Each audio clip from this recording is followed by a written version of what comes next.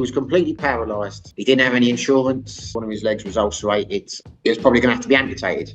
You know, it always makes me laugh when people like here say, you know, like, well, if I have a heart attack, I have a heart attack. Well, yeah, but what if you have a stroke and it doesn't kill you? Who wants to die like that? What's the biggest age gap? Have you seen like an 80-year-old man with a 20-year-old? What is the story, everybody? Pete here from Thairish Times. Hope you're doing well. My guest today, his name is Simon.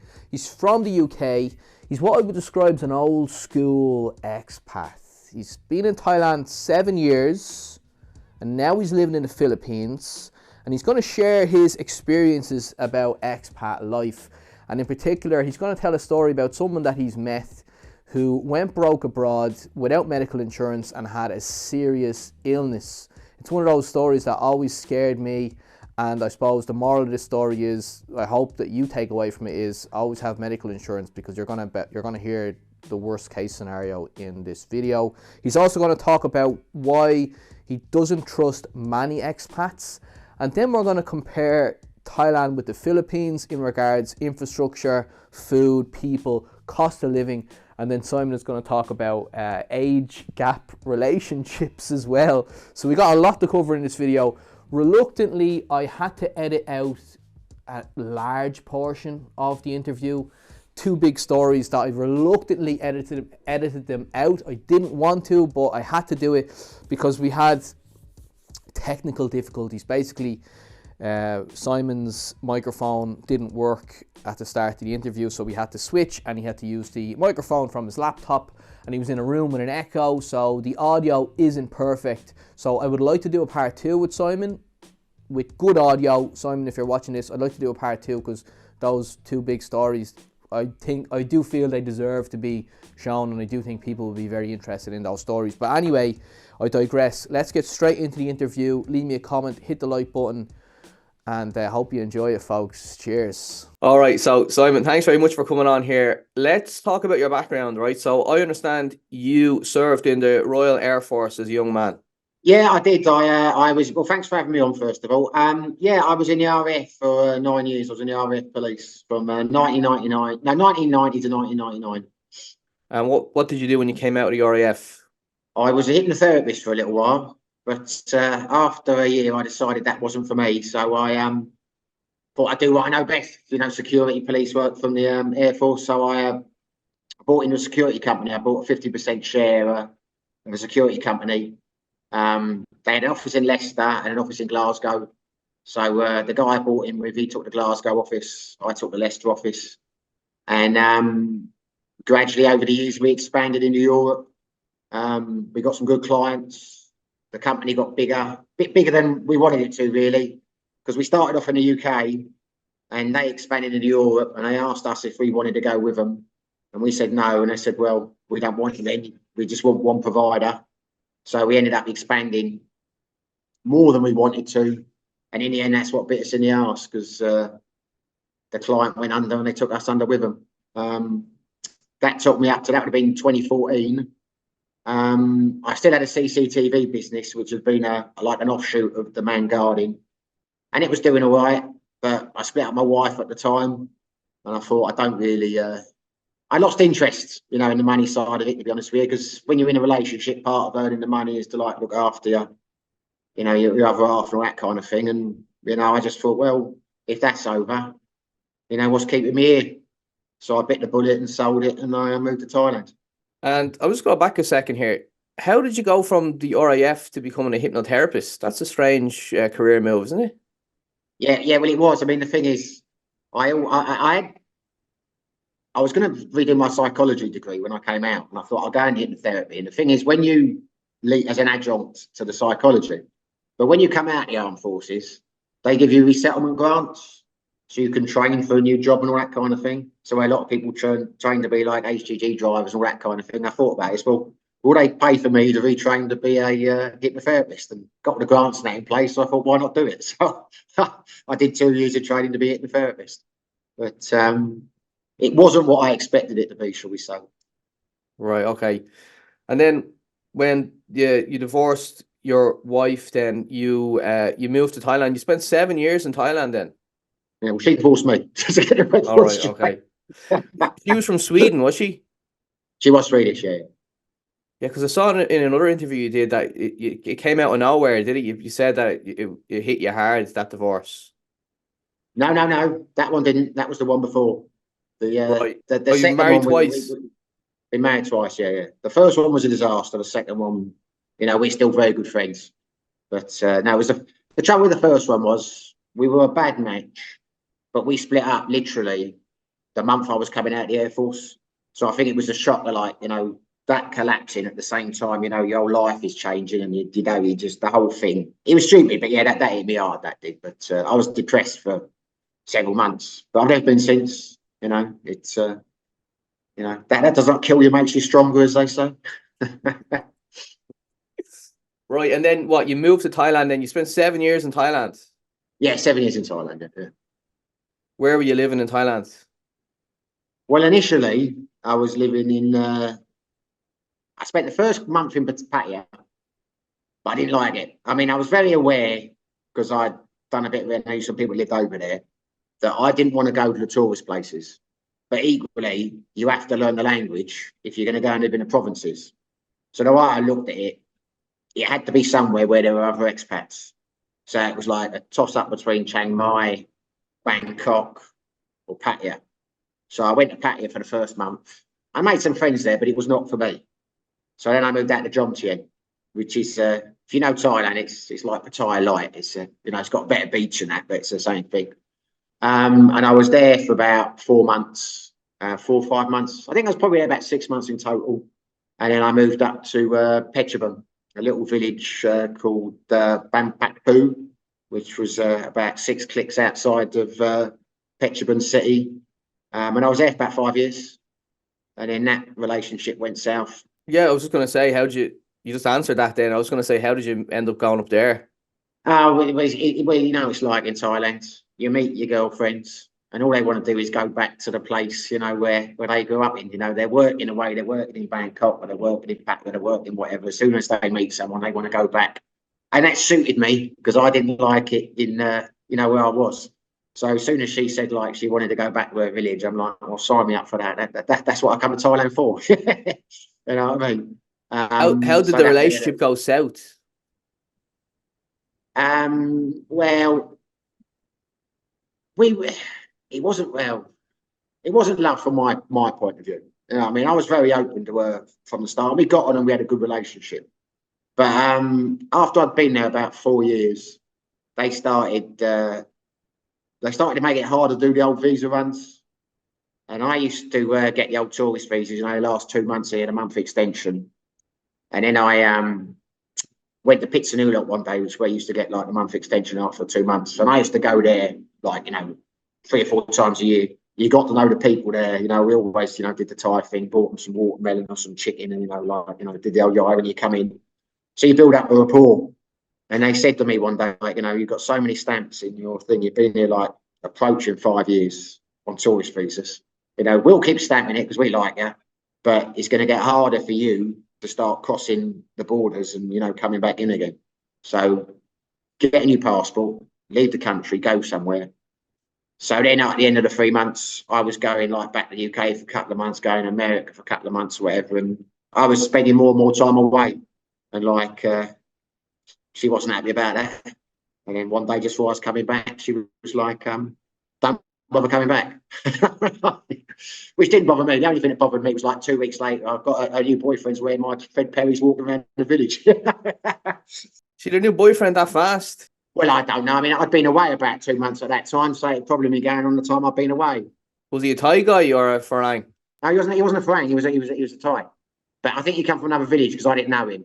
But when you look back on it, everyone in that village was related to her. Actually, you had to go. I think it was 2.2 kilometres before you got to a house that wasn't related to her.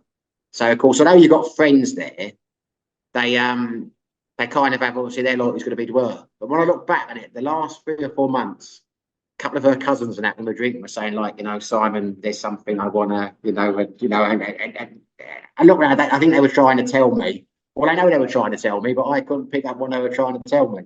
So I think it'd probably be going on 3 or 4 months. I'm going back, and then he's probably going round. You know what I mean? Because at that particular time, I was supposed to come back after a month. Then I extended it 6 weeks. I said, I didn't really want to go back, to be honest with you. I mean, there were no tears when it was over. It's just like, it was probably a question of who made the move first. You know what I mean? Let's move on to your stories, right? You've told some. You have a YouTube channel. We'll get into that later on. But you have some. You've told some great stories of people that you've met in Thailand and the Philippines. You had a friend who went broke without medical insurance. Oh, that was in the Philippines. That was a sad one. That was. He came over with me initially to Thailand. He worked for me for a number of years. So when I sold the company, he didn't want to go over and to me. He didn't want to work there if I wasn't there. So I said to him, look, well, why don't you come to Thailand with me for a few months? Because that was the plan. I was never planning to come back. He was going to come for a few months. He got a girlfriend. He moved up to the same village I was in. And after a few months, his money ran out. So he took a job teaching in China. And he was there for a couple of years and he loved it. And then he ended up in the Philippines. And he contacted me and said he was in the Philippines. I should come over. And at that stage, I wasn't interested in the Philippines. I was happy in Thailand. I didn't know what the Philippines was like. And then he married this woman. Can't remember what her name was, but it doesn't really matter. He married her, and as far as I was aware, he was like, blissfully happy. And then I got a call from her one day, and he'd had a stroke, and he was completely paralysed. He couldn't speak.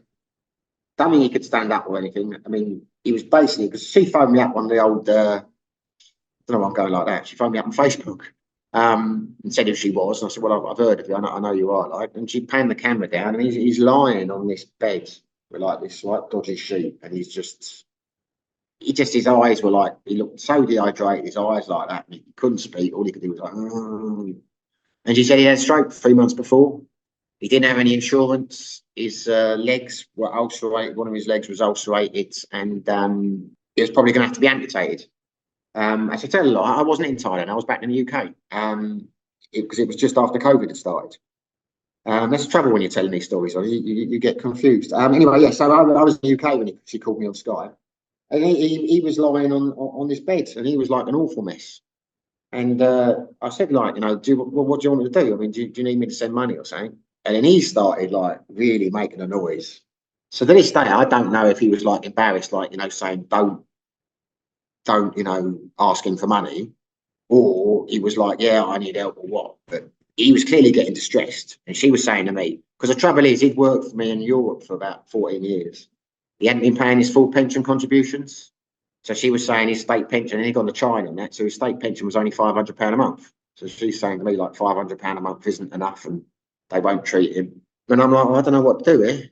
So anyway, he had a couple of kids. He had, I think it was a daughter and a son, and he had an elderly mother. I mean, he was 65, 66. So actually, the mother must have been really old. But I think she had dementia. So anyway, I said, give me the number of the kids and I'll try and contact them and see what we can do. And I didn't contact the mother because of the age. And apparently she'd spoken to the mother a lot. And the mother was just saying, well, give my love and all that kind of stuff. And for about 3 days, I tried to sort it out. I mean, I phoned the embassy, and that was hard to get through to. And I got through to the embassy in the Philippines. And they were basically saying, we're in lockdown, there's nothing you can do. And we couldn't help anyway. And like, well, can't you fly them back? And they were like, no, to do that privately, it'll cost £90,000 and all this kind of stuff, but you'd have to do it. And I'm like, well, I'm not even next to kin. But I made some calls to mates and that, thinking, could we get the money together? And of course, no one was in a hurry to do so, in a sense, like, you know what I mean? But couldn't do it anyway because the borders were shut. So, like, I phoned up the daughter. She just hung up on me as soon as I said who I was. So I don't know what that was about. And it was literally a week went by. And I thought, I've got to phone her up now. And so I don't know what I can do. The most we could do is send a few quid to help. But that was about it. And I was putting it off because I thought she thought I might be riding to the rescue and being able to do something. You know what I mean? I didn't want to let down. And then promised myself I was going to phone in the morning. She phoned that evening and he died that day. And the daughter hung up on you when you called her? Yeah. I mean, that's one of the things with expats, though. You don't meet many who've got good relationships with their kids and that. I mean, I've got no idea what went on there, but I sent them some messages and they didn't reply. So that's be how they'll know who I was, because I'd never spoken to them anything before. But as soon as I phoned up and said, hello, my name's Simon, I'm a friend of your dad's, it just went click. So, who knows what's happened in the past? You can't judge people for that. I mean, I don't know what their relationship was like, but So the moral of the story is have medical insurance when you're an expat abroad. mate, 100%. When I was in Thailand, I didn't really have it. You know, I was never bothered about it. But ever since I saw that, I mean, it upsets me to this day seeing him like that. And it upsets you for two reasons. It upsets you because you don't want to see someone else like that. But it also says in the back of your head, you don't ever want to end up like that. You know, it always makes me laugh when people like here say, you know, like, well, if I have a heart attack, I have a heart attack. Well, yeah.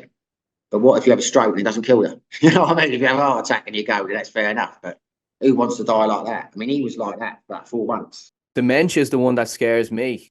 Oh, in a foreign country. Oh, yeah. That would be a nightmare. You know, you'd have to come back if you had that. You said in your channel, don't trust expats. Be very wary of expats. Have you met a lot of dodgy characters in your time? I mean, at the end of the day, when you're an expat, it's a very attractive life in many ways. But not everyone can afford to do it. So a lot of people will go over there with the best intentions. Then the money starts to run out. It's a bit like being a crack addict or something like that. You know what I mean? They have a certain lifestyle that they want to maintain, and then they can't for various reasons. And it makes them do things they probably wouldn't have done back in their own country. So you're always going to have a percentage of expats around the world, and they're usually the ones that will befriend you. You know, yeah, they're just looking at a way to extend their expat life for a couple more years. And if they meet someone, it's not all of them. I mean, don't get me wrong. I mean, it's not everyone. I mean, I've got a few expat friends, but no, as a rule, no. I mean, if someone befriends you very quickly and they've got an investment and that, you know, always have to think, well, if the investment's so good, why do you need money from me? You know what I mean? It's not rocket science. Let's talk about you in the Philippines. Why the Philippines? Why did you not go back to Thailand? Because I had a fairly negative last year there, it got me thinking maybe there are better places in the world. Now, I could always go back to Thailand and I could always go back up to Petrogram or Chiang Mai or, you know, try somewhere new. But then I started watching old YouTube channels and the ones about Philippines. And you got to look, I mean, at the end of the day, I've got income coming in, but I'm not rich. So there are certain places I can go to. You know what I mean? You're always looking about the cost of living. And the two that came up, other than Thailand, or the three were Cambodia. And I like Cambodia, but not lived there. It was basically the Philippines, or it was Colombia. And I was 50-50, and in the end, I chose the Philippines. Thought I'll come here, I'll have 6 months here, 1 month on each island. And then when I find the island I like the best, I'll stay there for a year. And if it works out, I'll stay longer. If it doesn't, I'll go back to Thailand. And what's the difference between the Philippines and Thailand? Like, how, if you were to compare them, what would you say are the major differences? It's a hard question to answer in the sense that Thailand's so very different. You know what I mean? It's like Pattaya is night and day different to Petrogram. You know, Manila is night and day different to Sikihor. So, I mean, you know what I'm saying? We really are generalising here. You know, when you how about food? Which food do you prefer, Thai food or the Filipino food? Thai food is a million times better. Thai food is a million times better than Filipino food. Filipino food is okay. Thai food is fantastic. The infrastructure in Thailand is light years above the infrastructure in the Philippines. Obviously, some places are better than others. I mean, Dumaguete here is not too bad in terms of the internet and that kind of thing. Where I live mainly in Sikihor, we get power cut a couple of times a week. The internet sometimes goes down. You know, I was in Petrogram 5 years, we only had one power cut. So in terms of food, Thailand gets it. In terms of infrastructure, Thailand gets it. What in about terms of the people? Yeah. The Philippines gets it. Which really surprises me. Really surprised me because take the tourist destinations out of the way, because any place in the world where you've got tourists, they get hardened to you. So I can understand you living in somewhere like Pattaya and not thinking the tourists are too great. You know, I'm not talking about the bar girls, I'm talking about people who work there. But when you move to the provinces and you get to know, you know, Thais, or when you spend time in Cambodia, you get to know Cambodians, you are blown away by how nice they are, what fantastic people they are, what great friendships you can make. So when I read over here about how the Filipino people are the best in the world, I was like, no chance. But they are. The Filipino people are amazing. To me, that's what makes the Philippines. It's the people. That's what tips the balance towards the Philippines. Because the climate and the beaches are more or less the same. You know, they've got beautiful beaches here. They've got beautiful beaches in Thailand. Food, healthcare, infrastructure, everything goes to Thailand. Having a good time, making great friends and people, Philippines all the way. How about cost of living? Compare the prices of both places as an expat. Living on a budget, say. Living on a budget, it's about the same. I mean, that's the strange. It's kind of a bit backward in the sense that beer and alcohol is half the price in the Philippines than it is in Thailand. But food, street food, is about twice the price as it is in Thailand.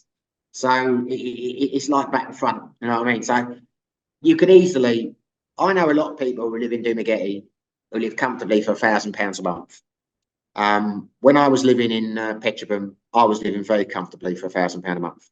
You know, so it's doable. If you're someone who really likes your food and really likes to go to restaurants and that all the time, Thailand's going to be cheaper for you. If you're someone who likes to go out and socialise and party and be out drinking most nights, the Philippines is going to be cheaper for you. If you're someone who likes a mix of both, they're both the same. I heard you say in one of your videos that in the Philippines there's a larger age gap in relationships. So you'll see quite an older foreign gentleman with quite a young Filipino lady, while in Thailand the age gap is not as wide as the Philippines. Is that true? Yeah, 100%. And that's one of the things with the expats over here. It's like, you know, it makes a big difference. You know, I'm not going to judge. I don't want to offend anyone now. I got my old vlog going, but I'll be honest, I'm always honest on the vlogs. That makes a huge difference because there's a lot of people that come over here who are coming over here for a relationship.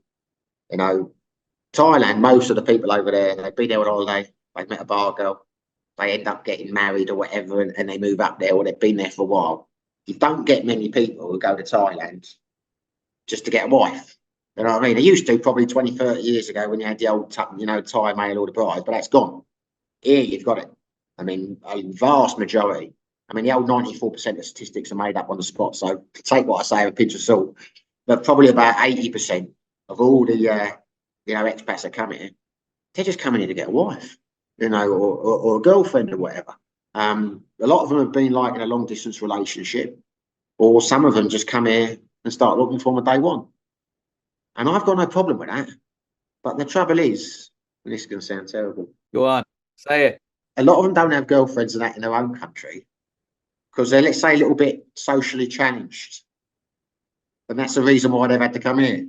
So whereas the majority of expats in Thailand, you know, some will just be like, you know, they've got the big balls at their houses, they're not interested, but some will be friendly. But here, you get talked to some of the bloody hard work. It's like you have nothing in common with them. You know, it's like, you know, they just, because they've got certain social issues, and that's why they've had to come here to find love. You know what I mean? And it's like, and fair play to it, they find it. What's the biggest age gap? Have you seen like an 80-year-old man with a 20-year-old Filipina? Well, it's hard to age people, isn't it? I mean, but I know a couple of guys. I mean, Mark Thornton, who's a good guy. I've done a couple of interviews with his channel. He's got a 40-year age gap. I think he's 70. I think he's 78, and she was 20. Well, she must be. Anyway, they've got a 40-year age gap. I know a couple. I think the biggest one is a guy I know in City, and that's 45 years. But I know the age gaps. I don't know their ages. But I mean, the girls must be around. It seems to me when you're over here, I think you'd struggle to get an 18-year-old girl to go with like an 8-year-old guy. But a lot of them, when they get to 30, if they're a single mother, then they'll do it. What would you say are the common mistakes that you see expats make? They commit too early. They come over, they put all their eggs in one basket. I'm going to stay here forever, you know, and, you know, don't have that attitude. You know, if you stay here for 6 months and you have to go back, it's not failure. You know, just don't, you know, take each day as it comes. Don't rush into buying a house. Don't rush into buying land. At the end of the day, do what you want to do. You've got to get it right. You've got to do your due diligence. If you meet a partner, spend time getting to know them. You know what I mean? If they turn around to you and say, "Oh, you've got to build me a house," they're the warning signs to get out. You know, get out of the relationship. So don't commit to a relationship too early. If you are going to get married and shit like that, get a prenuptial or look into it. Ask yourself why you have to buy land. You know, don't get bullied into doing things. But equally, if you go into it full force, just have a look at yourself in the mirror and think, you know, look at yourself and think, right, at the end of the day, you know, I'm of a certain age, I'm of a certain stature, whatever. I couldn't have a 20-year-old girlfriend in the UK. So why have you got one here? You know, just have a realization of what's going on and just look at things, you know, take a step back. Don't buy a business you know nothing about. That's what I was just about to say, because you spoke about that in your channel, buying a lot of people buying businesses with no experience.